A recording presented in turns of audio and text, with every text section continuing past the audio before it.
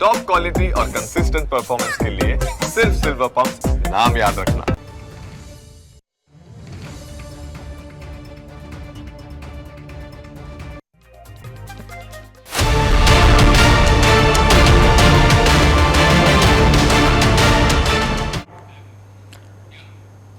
તો રસ્તો નહીં, પાણી નહીં, સુવિધા નહીં તો વોટ કેમ? ગુજરાતના ગામથી લઈ અને શહેર સુધી આવો જ એક અવાજ સંભળાઈ રહ્યો છે. સુવિધા નહીં તો પછી વોટ શા માટે? ચૂંટણી જે લોકશાહીની તાકાત કહેવાય છે એ જ ચૂંટણી આજે વિરોધનું હથિયાર બની રહી છે. ક્યાંક રોડ નથી, ક્યાંક પાણી નથી, ક્યાંક ભ્રષ્ટાચારના આક્ષેપો પણ થઈ રહ્યા છે, તો ક્યાંક વર્ષોથી અધૂરી વચનોની વાત પણ ઉઠી રહી છે. સવાલ એ છે કે શું લોકોનો આ રોષ યોગ્ય છે કે પછી લોકશાહીથી દૂર જવાનું આ એક જોખમી સંકેત છે? આજની આ ડિબેટમાં આપણે એ જ ચર્ચા કરવાના છે અને સાથે ચર્ચામાં આપણી સાથે આ તરફ બીજેપીના પ્રવક્તા સ્નેહલ જોશી આપણી સાથે જોડાયા છે, સાથે કોંગ્રેસના પ્રવક્તા નિશાંત રાવલ અને નરેશભાઈ વારિયા કે જેઓ રાજકીય વિશ્લેષક છે એ પણ આપણી સાથે જોડાયા છે. આપ તમામનું સ્વાગત છે. સૌથી પહેલાં તો સ્નેહલભાઈ આપનાથી જ શરૂઆત કરીએ આજના આ મુદ્દાની, કારણ કે આ મુદ્દો છે તે સવાલ ઉઠાવનારો છે. વર્ષો સુધી આટલે જે સત્તા આપની રહી છે છતાં પણ અનેક એવા વિસ્તારો જ્યાં આગળ કામો નથી થયા અને એનો વિરોધ અત્યારે પણ જોવા મળી રહ્યો છે. કુશાગ્ર, છેલ્લા 5 વર્ષમાં જેમ આપણે જોયું છે કે સિટીઝ પણ ગ્રો થાય છે, ગામડાઓની અંદર રોડ, રસ્તા, ઇન્ફ્રાસ્ટ્રક્ચર પણ છે, એનો પણ વિકાસ થયો છે. એટલે આ જે ગ્રોથ સાથે સાથે સ્વાભાવિક છે કે નવા વિસ્તારો પણ બને છે, નવા રોડ, નવી ટીપી સ્કીમ્સ પણ બને છે અને એની સાથે સાથે જે બેઝિક સુવિધાઓ છે કે જેનું ડ્રેનેજ છે, પછી રોડ છે પણ અને ઘરે ઘરેથી કચરો ઉઠાવવાની પણ વ્યવસ્થા જે છે તે બધા કોર્પોરેશન્સે કરી છે. હવે આની અંદર સ્વાભાવિક કોઈક જગ્યાએ હજી કામ ચાલુ હોય, કોઈ બાકી હોય કે કોઈ ટેકનિકલ રીઝનના લીધે કદાચ થોડુંક લંબાવી ગયું હોય તો સ્વાભાવિક છે કે આ જે જનતા છે તે આ રીતે ચોક્કસપણે કહે છે. પણ આ જ વસ્તુ હું તો કહું છું કે બતાવે છે કે ડેમોક્રેસી છે, લોકો પોતાનો અવાજ ખુલીને આ રીતે કરી શકે છે. જ્યાં જ્યાં પણ અમને ત્રુટિ દેખાય છે ત્યાં અમારા પ્રતિનિધિઓ, અમારા કાર્યકર્તાઓ પણ આ વસ્તુને ધ્યાને રાખીને એને કેવી રીતે જલ્દીથી જલ્દી સોલ્વ કરવી એના માટે પ્રયત્ન કરીએ છીએ. એટલે અમે હંમેશા આવા પ્રકારના ક્રિટિસિઝમને પોઝિટિવલી લઈ અને એ જે જનતાનો જે પણ નાનો કે મોટો જે પણ પ્રશ્ન છે એને કેવી રીતે જલ્દીથી સોલ્વ કરીએ એવા અભિગમ સાથે અમે કામ કરીએ છીએ. ને અત્યારે અમારા બધા જ કાર્યકર્તાઓ પ્રચારમાં લાગેલા છે, લોકોની સમક્ષ જાય છે, 5 વર્ષમાં કરેલા વિકાસ કામોની વાત કરે છે અને પ્રાર્થના કરે છે અને એમને નિવેદન કરે છે કે આગામી ચૂંટણીની અંદર જે તારીખ 26મીએ છે તો એ ભાજપના ઉમેદવારોને જીતાડે અને સાથે સાથે સ્વાભાવિક છે કે જ્યાં જ્યાં પણ કોઈ ત્રુટિ રહી ગઈ હોય એની પણ ચર્ચા, વિચારણા, વાતો ત્યાંના લોકલ પ્રતિનિધિઓ સાથે પણ થાય છે અને એનો જે સોલ્યુશન છે તે ખૂબ જ પોઝિટિવ અભિગમ સાથે ભારતીય જનતા પાર્ટી લાવવા માંગે છે. જી બિલકુલ, અનેક બેનરો પણ સ્નેહલભાઈ આપણે જોયા છે અને ડેમોક્રેસીની પણ આપ વાત કરી રહ્યા છો, લોકોને બોલવાનો અધિકાર છે, પરંતુ આ રીતે ક્યાંક ક્યાંક લોકશાહીને પણ નુકસાન પહોંચી રહ્યું છે. આગળ પણ વાત કરીશું, પરંતુ નિશાંતભાઈ પણ આપણી સાથે જોયા છે. નિશાંતભાઈ, અનેકવાર આ રીતના વિરોધ થયા છે, પરંતુ લોકશાહીનો એક પર્વ છે જેની ઉજવણી થવી જોઈએ, તે જ હવે ક્યાંક ક્યાંક વિકાસની વાતો અત્યારે બીજેપી કરી રહી છે, પરંતુ આ વિકાસની સાથે સાથે લોકો પણ ઘણા હેરાન થયા છે સ્થાનિક સ્તરે. તે પણ લોકોના રોષ છે તે આ ઇલેક્શનમાં પણ જોવા મળી રહ્યો છે.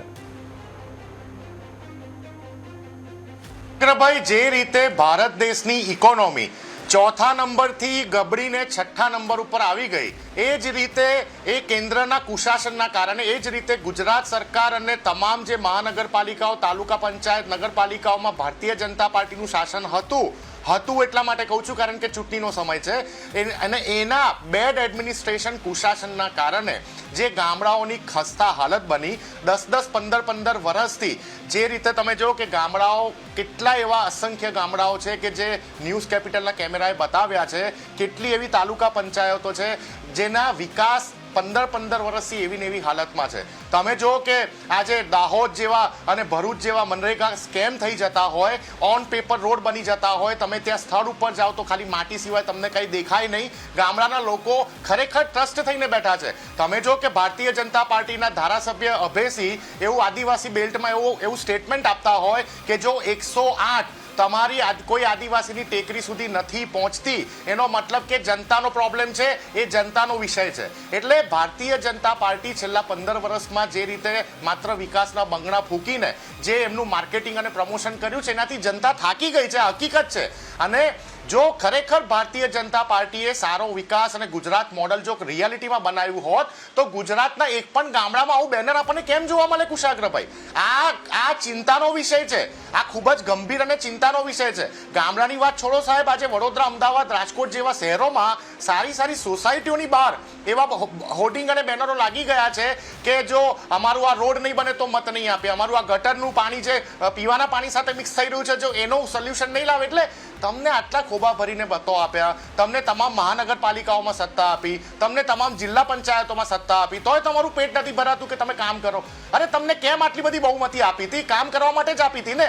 અને તમારા શાસનમાં એક પણ ઘરની બહાર આવું બેનર લાગ્યું. હું તો ઘર કહું છું, સોસાયટીઓ ને આખા ગામડાઓનો તો વિષય બહુ મોટો ને ગંભીર કહેવાય, પણ એક પણ ઘરની બહાર જો પોસ્ટર લાગતું હોય તો એ જાતે જ સાબિત કરે છે કે તમારા ચૂંટાયેલા કાઉન્સિલરો, જિલ્લા પંચાયત, તાલુકા પંચાયતોના સદસ્યોએ 5 વર્ષ માત્ર ને માત્ર હજારોમાંથી કરોડો કમાવાની જ વાતો કરી છે. ભ્રષ્ટાચાર, કરપ્શન અને સાથે કોન્ટ્રાક્ટમાં જે કમિશનની જે વાતો થઈ છે એ જાતે સાબિત કરે છે. એટલે હકીકતતા એ છે કે ગુજરાતનું 2026 આજે 2026ના ટેકનોલોજીના યુગમાં પણ જ્યારે આખા દેશમાં ભારતીય જનતા પાર્ટી ગુજરાતને મોડલ તરીકે પ્રસ્તુત કરતી હોય અને દરેક એક, હું તો કહું છું, એક પણ જિલ્લો બાકી નથી કુશાગ્રભાઈ, જો કોઈ એરિયા બાકી નથી, કોઈ વોર્ડ બાકી નથી. ધારો કે હું વડોદરાથી આવું છું તો વડોદરામાં 19 વોર્ડ છે કુશાગ્રભાઈ, એક પણ એવો વોર્ડ નથી કે જ્યાં સોસાયટીઓમાં આવા બેનરો ના લાગ્યા હોય. એટલે આ ખૂબ જ ગંભીર બાબત છે. હજી 2-5 ગામડામાં લાગ્યા હોય તો કદાચ માનનીય સ્નેહલભાઈની વાત આપણે માની શકાય કે ચલો કોઈ કામો અટકી ગયા હશે, કોઈ કામો રહી ગયા હશે,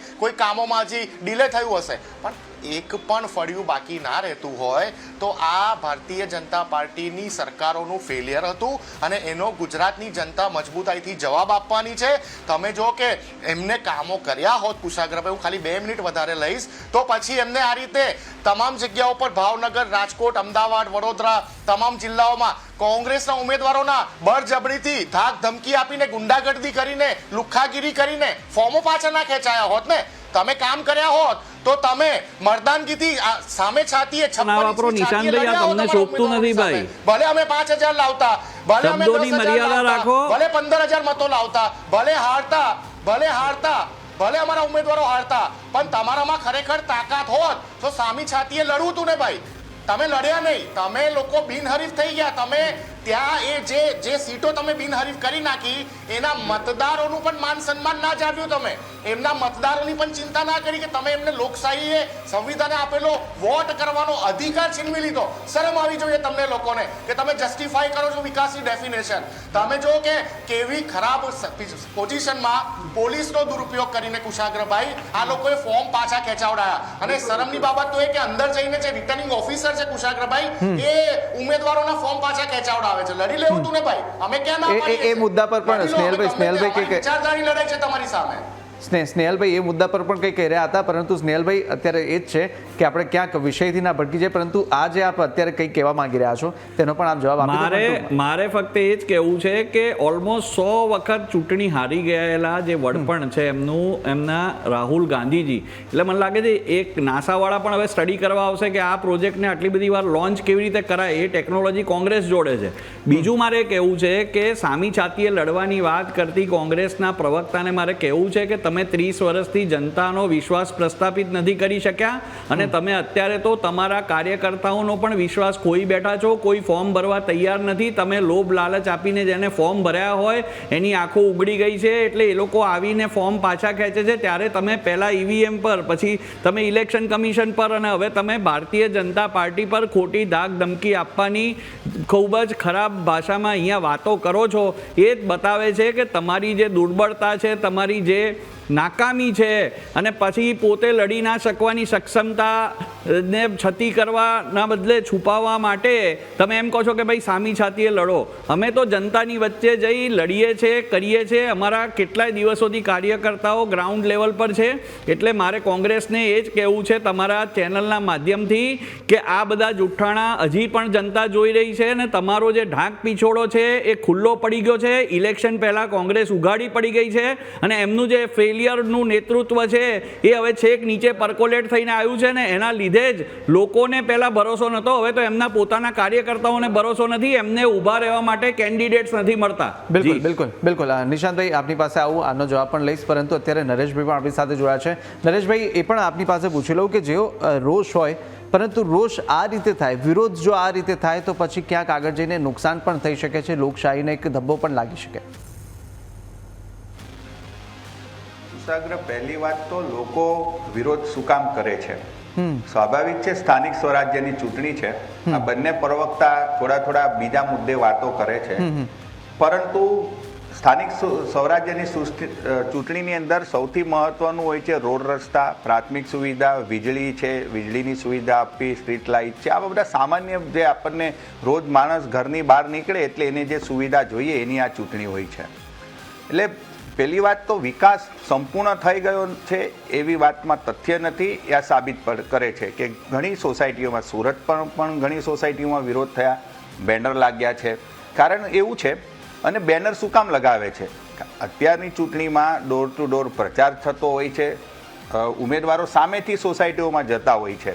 આ 5 વર્ષ સુધી આ નેતાઓ કે ચૂંટાયેલા પ્રતિનિધિઓ ક્યારેય ત્યાં જતા હોતા નથી એવી સામાન્ય લોકોની ફરિયાદ પણ હોય છે. અને લોકો પણ પોતાના રોજબરોજના જીવનમાં એટલા બધા વ્યસ્ત હોય કે કદાચ આ સત્તા સુધી પહોંચતા નથી, વહીવટ સુધી પહોંચતા નથી. તો કદાચ એમને એમ લાગે છે કે આ અમારો એક દિવસ છે, અત્યારે જ્યારે પ્રજાપ્રતિનિધિઓ આવે તો એનો આ રીતે બહિષ્કાર કરવામાં આવે. ઘણી જગ્યાએ ફક્ત ઉમેદવારોના જ બહિષ્કાર થાય છે, ક્યાંક ચૂંટણી બહિષ્કારની વાત થાય છે. તો ચૂંટણી બહિષ્કાર થાય તો એ લોકશાહીમાં આપણને ગમતી બાબત ન હોઈ શકે, પરંતુ પ્રજાએ ત્યાં સુધી જવું પડે. એ જ સૌથી મોટી વાત છે કે તમે જે વિકાસની વાત કરો છો, વિકાસ પહોંચ્યો નથી. જો સુરત જેવા શહેર હોય કે અમદાવાદ કે કોઈ પણ શહેર હોય, તમે સ્માર્ટ સિટીના નામે ભારતીય જનતા પાર્ટી જ્યારથી શાસનમાં આવી સેન્ટરમાં ત્યારે સ્માર્ટ સિટીની જે ઘોષણા કરી, કેટલા સ્માર્ટ સિટી છે આપણે સૌ જાણીએ છીએ. થોડો સામાન્ય વરસાદ પડે તો શહેરોમાં રોડ ભરાઈ જાય છે, પાણી ભરાઈ જાય છે, બોટલ નેકની બધી આવી બધી સમસ્યાઓ સર્જાય છે. આગ લાગે તો ત્યાંની જે શસ્ત્ર સરંજામ એના હોવા જોઈએ એ પર્યાપ્ત નથી હોતા. બીજા પણ પ્રશ્નો હોય છે. તો પ્રજાને એ સુવિધાઓ મળતી નથી, એના કારણે આ રીતે એમણે બહિષ્કાર સુધીની વાત કરવી પડે છે. ખરેખર જો કામ થયું હોય તો મને લાગે કોઈ સોસાયટીવાળાએ બેનર આવા લગાવવા ન પડે. બિલકુલ બિલકુલ. અને નિશાંતભાઈ, આપની પાસે પણ એ જ જવાબ લઈ લઉં. અત્યારે જે સ્નેહલભાઈનો આપ જવાબ આપી રહ્યા હતા તે સાથે એ પણ ઉમેરવું છે કે જો અત્યારે અગાઉ પણ આપણે જોયા છે, અગાઉના ઇલેક્શનની અંદર પણ આપણે બેનરો જોયા છે કે જ્યાં આગળ નેતાઓને પ્રવેશ આપવામાં નથી આવી રહ્યા, પરંતુ તે છતાં પણ કોંગ્રેસ શા માટે પ્રજાનો વિશ્વાસ નથી જીતી શકી? શું એ એવો વિકલ્પ નથી બની શકતી કે જેને વિશ્વાસ કોંગ્રેસ પર તે જનતા મૂકી શકે? એટલે લોકસભા 2024ની ચૂંટણીઓ થઈ, તમે જોઈ લો કે એક તો પહેલી વાત કે કેન્દ્રની રાજકારણની વાત કરીએ તો ભારતીય જનતા પાર્ટીએ 400 સીટોની વાત કરી, 240 ઉપર આવી ગઈ. 303 માંથી 240 ઉપર આવી ગઈ. 60 સીટો 63 સીટો ઓછી થઈ. ગુજરાતમાં એમને 26 સીટોની વાત કરી હતી, 8-9 લાખના માર્જિનથી જીતવાની વાત કરી હતી. એ સપનું પણ એમનું પૂરું ના થયું. ગુજરાતમાં એક સીટ બનાસકાંઠા અમે જીતીને બતાડી. એટલે કહેવાનો વિષય છે કે જ્યારે એક હતું શાસન હોય, આજે પશ્ચિમ બંગાળની વાત કરીએ તો મમતા બેનર્જીની પહેલા જે મુખ્યમંત્રી હતા તેમને પણ 30-20 વર્ષ સુધી ત્યાં શાસન કરેલું છે. તેલંગાનાની વાત કરીએ, જ્યાં તેલંગાનામાં અમારી 20 વર્ષ પછી જ્યારે સરકાર બની કોંગ્રેસની, તો એક સમય લાગતો હોય કુશાગ્રભાઈ. રાજકારણમાં અમુક રાજ્યોની જે ભૌગોલિક પરિસ્થિતિ હોય છે અને અમુક રાજ્યોના જે લોકોની માનસિકતા અને વિચારસરણી હોય છે, મતદાન કરવાની જે પેટર્ન હોય છે એ પ્રમાણે સમય લાગતો હોય અપ થતા. પણ 2024 થી લઈને અત્યાર સુધીનું જો તમે કેલ્ક્યુલેશન કરશો તો તમામ જગ્યા પર અમે પ્લસ જ થયા છે. હમણાં 6 મહિના પહેલા જુનાગઢ મહાનગરપાલિકાની ચૂંટણી થઈ, જે અત્યારે આ 15 મહાનગરપાલિકાઓ સાથે નથી, એમાં બેની 11 સીટો થઈ કુશાગ્રભાઈ. એટલે કોંગ્રેસનો ગ્રાફ અપ જઈ રહ્યો છે. અમારી પાસે ગુમાવવા માટે કંઈ નથી. અમારા ઉપર જે વિશ્વાસ છે જનતાનો, એ ધીરે ધીરે વધી રહ્યો છે. અને હું ખૂબ જ રિસ્પોન્સિબિલિટીથી કહું છું તમને કે આ તમામ જિલ્લા પંચાયતોમાં આજથી 10 વર્ષ પહેલા ઓલમોસ્ટ તમામ 90% જિલ્લા પંચાયતોમાં કોંગ્રેસનું શાસન હતું. તમે જો કે મહાનગરપાલિકાઓમાં કોંગ્રેસની હેન્ડસમ સીટો આવતી હતી કે મજબૂત વિરોધ પક્ષ તરીકે કામગીરી કરી શકાય. પણ જે 2021ની ચૂંટણીનું રિઝલ્ટ હતું એ સૌથી ખરાબ રિઝલ્ટ હતું કોંગ્રેસ માટે, અમે સ્વીકારીએ છીએ. પણ એનો મતલબ એ નથી કે જનતાના ઇસ્યુ સોલ્વ થઈ ગયા. એનો મતલબ એ નથી કે અમે જનતાને સમજાવી નથી શકતા. જનતાને સમજાવવામાં થોડો સમય બિલકુલ લાગે છે, પણ જનતા સમજી રહી છે અને કોંગ્રેસનો ગ્રાફ અપ આવી રહ્યો છે. અને આ વખતે 28 તારીખે રિઝલ્ટમાં પણ હું તમને ગેરંટી સાથે કહું છું, અહીંયા રાજકીય વિશ્લેષક સાહેબ બેઠા છે, તમે એમને પણ પૂછી જુઓ. અમે રોજ ફેરણીમાં જઈએ છીએ, અમે રોજ ગ્રાઉન્ડ વર્ક કરી રહ્યા છે. જનતાનો પ્રતિસાદ અમને મળી રહ્યો છે અને લોકો હવે કહી રહ્યા છે કે કેન્દ્રનું રાજકારણ, કેન્દ્રની જગ્યા ઉપર, કેન્દ્રની નેતાગીરી કેન્દ્રની જગ્યા ઉપર અમારી ભૂલ હતી કે અમે કેન્દ્રના રાજકારણને જોઈને સ્થાનિક સ્વરાજ્યની ચૂંટણીઓમાં મતદાન કરતા હતા. સાહેબ, આ સ્થાનિક સ્વરાજ્યની ચૂંટણીઓ છે, આમાં લોકો ઉમેદવાર જોઈને મતદાન જે દિવસે કરતા થશે ને કુશાગ્રભાઈ, હું ખૂબ જ સ્પષ્ટ કહું છું, ઉમેદવારનું ભણતર, ઉમેદવારની લાયકાત, ઉમેદવાર કેટલો દોડી શકે છે, ઉમેદવારે પાસ્ટમાં તમારા ગામ ફળિયામાં કે તમારા શહેરમાં કેટલી કામગીરી કરી છે, એ જોઈને જે દિવસે મતદાન થશે એ દિવસે ગુજરાતનું રિઝલ્ટ પણ અન્ય રાજ્યોની જેમ તમને જોવા મળશે કે ભાઈ 5 વર્ષ જે કોઈ પણ પાર્ટીનો હોય, 5 વર્ષ તમે પ્રોમિસ આપી હતી, તમે કામ નથી કર્યો, 5 વર્ષ પછી એ બદલાઈ જશે. રાજસ્થાન મોડેલ, મધ્યપ્રદેશ મોડેલ તમને અહીંયા ગુજરાતમાં પણ જોવા મળશે. પણ કહેવાની વાત એ છે કે આ બધા પરિબળોને એક સમય લાગતો હોય છે. પણ જે ફ્રીક્વન્સી 2021માં હોર્ડિંગ બેનરો લાગવાની હતી કે ભાઈ અમે મતદાન નહીં કરીએ, અમે મતદાનનો બહિષ્કાર કરીએ છીએ, એ ફ્રીક્વન્સી આજે 5 વર્ષ પછી વધી કેમ ગઈ? તમે જો કે તમામ જગ્યા ઉપર ભાજપે નો રિપીટ થિયરી કેમ કરી? આજે 90% તાલુકા પંચાયત, નગરપાલિકા, મહાનગરપાલિકાઓમાં 90% ઉમેદવારો લોકો બદલી નાખ્યા છે. કારણ કે ભારતીય જનતા પાર્ટીની એક પેટર્ન છે, 25 વર્ષના શાસનમાં 5 વર્ષ પહેલાને હજારોપતિ પરથી કરોડોપતિ બનવાનો મોકો આપે અને પછી ભ્રષ્ટાચારના નામે કે ના કામો નથી કર્યા, ભ્રષ્ટાચાર કર્યું છે, અમે બદલી નાખીએ છીએ, અમે ફ્રેશ શેરો આપીએ છીએ. પણ કુશાગ્રભાઈ, અમે તો 25 વર્ષથી ફ્રેશ છે. અમે તો સત્તા અને એડમિનિસ્ટ્રેશન જોયું જ નથી. અમે તો 25 વર્ષથી ફ્રેશ છે. એટલે આ જ મુદ્દાઓ સાથે અમે જનતાની વચ્ચે જઈ રહ્યા છે કે તમારી ત્યાં આ તમે જે ફોટા બતાવી રહ્યા છો, તમે જે વિડીયો બતાવી રહ્યા છો, એ દૂરના છેવાડાના ગામડા જ્યાં રોડ નથી જોવા મળતો, તો પછી વિરોધ કરવાના જ છે એ લોકો. બિલકુલ સ્વાભાવિક વાત છે. અને આજે તમે સ્માર્ટ સિટીની સાહેબે વાત કરી. બિલકુલ સ્નેહલભાઈ ને જ પૂછી લે. સ્નેહલભાઈ, હું એક જ સેકન્ડ લઈશ. જી નિશાંત, હું તમને ખાલી આ સાહેબે સ્માર્ટ સિટીની વાત કરી, સાહેબે જે સ્માર્ટ સિટીની વાત કરી, હું મહાદેવનો ભગત છું અને ઓલમોસ્ટ દર રવિવારે જ્યારે પણ મને સમય મળે છે ત્યારે હું મહાદેવના દર્શનાર્થે કુબેર ભંડારી જતો હોઉં છું. એ કુબેર ભંડારીનું જે કરનારી ગામ છે એની બહાર એક બોર્ડ લાગેલું છે આજની તારીખે કે માનનીય અરુણ જેટલીજીએ દત્તક લીધેલું ગામ. હવે અરુણ જેટલીજી હયાત નથી, વર્ષો થયા, એ નથી બોર્ડ બદલાતું, નથી દત્તક લેવા વાળા સાંસદ સભ્ય બદલાતા, અને ગામની પરિસ્થિતિ પણ આજે એવી ને એવી જ છે. મહાદેવનું આટલું મોટું સ્થાન જ્યાં લોકો આખા ભારત દેશમાંથી દર્શનાર્થે આવતા હોય, ત્યાંનો પણ રોડ એટલી ગંદી ને ખસ્તા હાલતમાં હોય તો પછી શું વાત કરવાની આપણે? બિલકુલ. એટલે સ્નેહલભાઈ, એ જ છે કે આ વિકાસ થઈ રહ્યો છે, ઇન્ફ્રાસ્ટ્રક્ચર આપણે જોઈ રહ્યા છે, પરંતુ જે ગામો છે એ ગ્રામીણ લેવલ પર, રૂરલ એરિયાની અંદર એ પ્રકારનો જે વિકાસ મોડલ બતાવવામાં આવી રહ્યું છે તે ક્યાંક નથી પહોંચી રહ્યું, તેના જ આ દ્રશ્યો પણ સામે આવી રહ્યા છે. જો મારે એક વાત સ્પષ્ટ કહેવી છે કે કોંગ્રેસના પ્રવક્તાએ કીધું કે અમે લોકો તો ફ્રેશ છે, એટલે બહુ વખતથી 30 વર્ષથી મૂકી રાખેલા જે છે જનતાએ મૂકી રાખ્યા છે, એમાં અમારો કોઈ રોલ નથી. જનતા સર્વોપરી છે. બીજી વાત છે કે અમે ક્યારે પ્રચાર પ્રસારની વાત કરી, એમના જે વક્તવ્યમાં ઘણી વખત કીધું કે આ લોકો માર્કેટિંગ કરે છે, આ કરે છે, તે કરે છે. અમારો અવાજ તો છે ને, જે અમારા જે પ્રતિનિધિ છે, જનતાનો અવાજ બને છે. જે જગ્યાએ રોડ, રસ્તા, ઇન્ફ્રાસ્ટ્રક્ચરની કમી છે, ઓવરઓલ તમે સિનારીઓ જુઓ તો ઘણા બધા ગામડાઓમાં લાઇટ નથી. જ્યારે નરેન્દ્ર મોદીજી અહીંયા મુખ્યમંત્રી બન્યા ત્યારથી વિકાસ થયો. હવે કુશાગ્રભાઈ, ચાલો એમ 5 મિનિટ માની લો કે જો એ કહે છે તો કદાચ આ પ્રકારે હોય, તો હું એમ કહું છું કે આપણા ગુજરાતના વિકાસમાં આ જે માઇક્રોચિપ્સની કંપની 2 બની, એ સૌથી મોટી એક એચિવમેન્ટ કહેવાય. તો જ્યારે પરદેશના મોટી કંપનીઓ પણ ગુજરાતના ઇન્ફ્રાસ્ટ્રક્ચર પર, ગુજરાત પર અને શાસન પર જ્યારે ભરોસો મૂકતા હોય તો સ્વાભાવિક છે કે જનતા જે છે એ પણ જાણે છે આ ફેક્ટરીઝ બનવાથી ત્યાંની આસપાસના લોકોને ખૂબ જ મોટા પ્રમાણમાં રોજીરોટી પણ મળે છે. એટલે સિક્યોરિટી ગાર્ડથી લઈને CEO સુધીના જેટલા પણ ગુજરાતી લોકો છે બધાને અહીંયા એની અંદર એમ્પ્લોયમેન્ટ પણ મળે છે. આપણે 100 વસ્તુ એક્સપોર્ટ થાય છે, એમાંથી 40 વસ્તુ ઓલમોસ્ટ અહીંયાના પોર્ટ ઉપરથી જાય છે. ઓલમોસ્ટ 40% જે એક્સપોર્ટ છે એ ગુજરાતમાંથી થાય છે. એટલે હું એમ કહું છું કે જનતાને અમારે ખાલી અમારા કરેલા કામોની વાત કરવાની છે. બાકી જનતા સમજુ છે, જનતા જાણે છે અને જનતા જાણી ગઈ છે કે કોંગ્રેસ સાથે નેતૃત્વ નથી, કોંગ્રેસ પાસે કાર્યકર્તા નથી. કોંગ્રેસ ફેસબુક અને એક્સની એક પાર્ટી બની ગઈ છે કે જેના પર પોસ્ટર પોસ્ટ કરીને કરવું છે. નિશાંતભાઈએ ખૂબ જ સારું જ્ઞાન, એક સેફોલોજીસ્ટ બોલતા એવું મને ફીલ થયું. તો એ જ્ઞાન કદાચ એમની પાર્ટીવાળા લેતા નહીં હોય. એટલે મારે એ કહેવું છે કે એમને એક સરસ વાત કીધી કે MP મોડલ થશે. તો મારે એટલે જ તમને લોકોને મત નહીં મળે કે MPમાં તમે પ્રોમિસ આપી હતી કે અમે જોબ્સ આપીશું. કેટલા યુવકોને જોબ મળી એ બતાવો. MPમાં તમે એવું કીધું હતું કે અમે ખેડૂતોને સહાય આપીશું. એમની સરકાર હતી ત્યારે કોઈ નથી મળી. એટલે અત્યારે આક્ષેપ પ્રત્યાક્ષેપની વાત કરવા સિવાય તમે જોશો કે કોંગ્રેસ પાસે કોઈ નક્કર મુદ્દા નથી. અમારી પાસે મુદ્દા છે કે અમે અમદાવાદ જેવા શહેરને આખા વિશ્વના ફલક ઉપર એક સારી બીટ જીતીને ગેમ્સ માટે ક્વોલિફાય કર્યું છે. કોમનવેલ્થ ગેમ્સ માટે દરેક વોર્ડની અંદર એક સ્ટેડિયમ જે છે એ બનશે. મેટ્રોનો ફેઝ 2 બનશે, રિવરફ્રન્ટ ફેઝ 2 બનશે.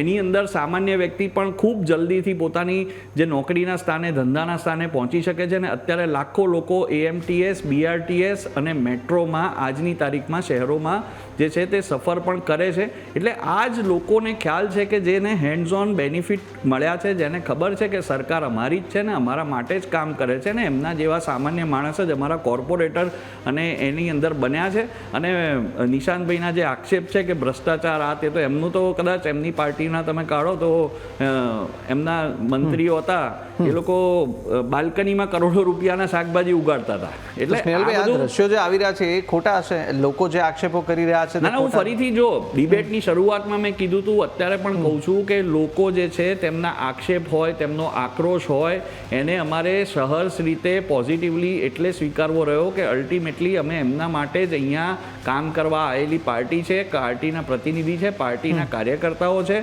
એટલે જ મારે કહેવું છે કે આ જે વિરોધ હોય એને પણ અમે પોઝિટિવલી લઈને જ્યાં જ્યાં પણ ત્રુટિ હોય એને અમે સુધારીશું. અને જે કોંગ્રેસના પોકળ દાવા છે કે અમને ધાક ધમકી મળે છે, આ મળે છે, તે મળે છે, એ બધું જ 28મીએ જનતાની સામે આવી જશે. જનતાનો જનાદેશ આ વખતે ભારતીય જનતા પાર્ટીને જ મળવાનો છે. અને ખૂબ જ મોટા પ્રમાણમાં 26 તારીખે અમને લોકોના આશીર્વાદ મળશે, લોકોના મત મળશે અને અમે આ જ રીતે અવિરતપણે ગુજરાતની સેવા કરતા રહીશું.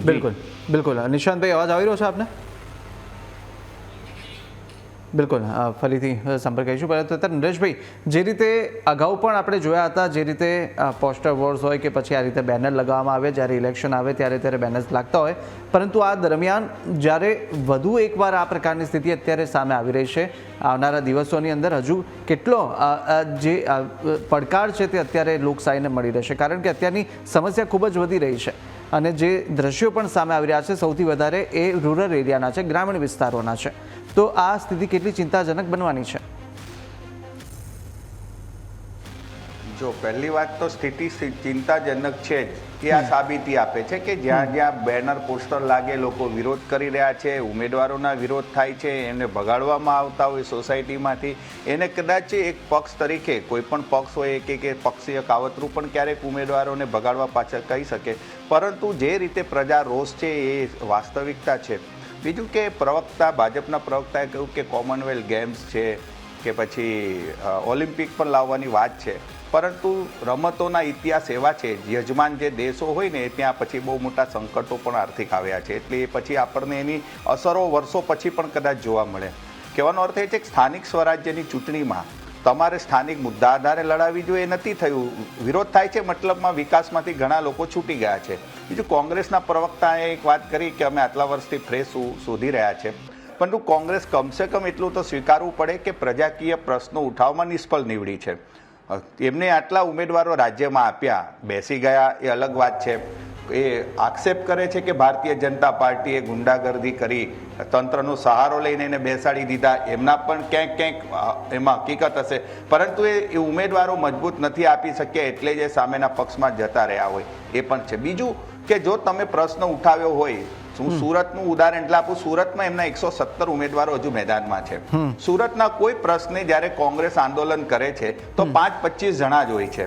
તો 100 ઉમેદવારો તમને મળી જતા હોય ચૂંટણી સમયે, તો પ્રજાકીય પ્રશ્ન જ્યારે આંદોલન કરવાનું હોય ત્યારે તમારી પાસે માણસો નથી હોતા. કહેવાનો એ અર્થ એ છે કે તમે સતત પ્રજા વચ્ચે રહેવું પડે, પ્રજાના સતત તમારે અવાજ બનવું પડે, તો પ્રજામાં જે રીતે ભારતીય જનતા પાર્ટી ભલે કે માર્કેટની કે જે પ્રકારે એમની પાસે અત્યારે નેતા, નેટવર્ક, નાના બધી શક્તિઓ છે, તો એ શક્તિઓને કામે લગાડીને ચૂંટણી જીતવા માટે એ તમામ પ્રયત્નો કરે છે. અને એટલું પણ ચોક્કસ છે કે મુદ્દાઓને કઈ રીતે ડાયવર્ટ કરવા, પ્રજાકીય માનસને કઈ રીતે કરવું, એ પણ ભાજપની સારી હઠોટી છે. હું અત્યારે મારી પ્રેસ પર આવ્યો તો રસ્તામાં જ એક મેં હોર્ડિંગ્સ જોયું, સિંદૂરની નામ આતંકવાદને જડબાતોડ જવાબ. સ્વાભાવિક છે કે સ્થાનિક સ્વરાજ્યની ચૂંટણીમાં આ કશું લાગે વળગે નહીં, પણ પ્રજા માનસને કઈ રીતે પોતાની તરફ વાળવું, એ ભાજપને મુદ્દા કઈ રીતે ડાયવર્ટ કરવા, બરાબર. એટલે એ સમયનો પણ અભાવ છે. નરેશભાઈ, આપણે છેલ્લી પણ પ્રતિક્રિયા નિશાંતભાઈ પાસેથી લઈ લે. નિશાંતભાઈ, જે રીતે અત્યારે લોકોનો જે આ રોષ છે,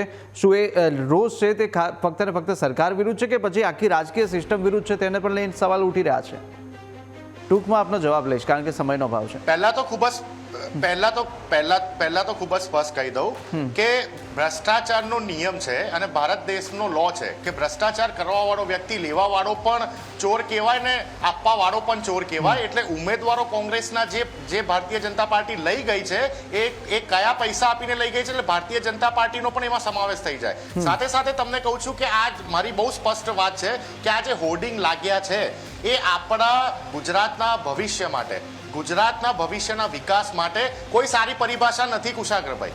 આમાં કોઈ પણ શ્રેય લેવાની જરૂર નથી કે આમાં કોઈ જસ્ટિફિકેશન આપવાની જરૂર નથી કે કામ અધૂરા છે ને બાકી છે. તમને 25 વર્ષનો સમય મળ્યો છે, ઓછો ના કહેવાય કુશાગ્રભાઈ. ભારતીય જનતા પાર્ટીને 25 વર્ષથી શાસન મળે છે. 2-5 વર્ષનું શાસન હોય અને કોઈ મોટો બ્રિજ બનવાનો બાકી રહી ગયો આપણે સમજી શકીએ, પણ બેઝિક નીડની વાત કરું છું. બેઝિક રોડ, બેઝિક ગટર, બેઝિક પીવાનું ચોખ્ખું પાણી કે જે તમારા નળમાંથી આવે. નલ સે જલ યોજનામાં તમે કરોડો રૂપિયા ફૂંકી માર્યા, પણ એ નલ સે જલ યોજનામાં જે 2,500 કરોડનું ભ્રષ્ટાચાર ગુજરાતમાં બહાર આવ્યું એ પણ ચિંતાજનક વિષય છે. અને હું તો મહાદેવને પ્રાર્થના કરું કે આવનારા 5 વર્ષમાં કોંગ્રેસના નિશાંતભાઈ, સમયનો અભાવ છે ને આપણી પાસે ફરીથી આવીશું કારણ કે આ ચર્ચાઓ અત્યારે ચાલતી રહેશે, કારણ કે હવે ચૂંટણી પણ નજીક છે અને આક્ષેપ પ્રતિ આક્ષેપ પણ રહેશે. પરંતુ હાલ આપ તમામ અમારી સાથે ચર્ચામાં જોડાયા તે બદલ આપનો ખૂબ ખૂબ આભાર.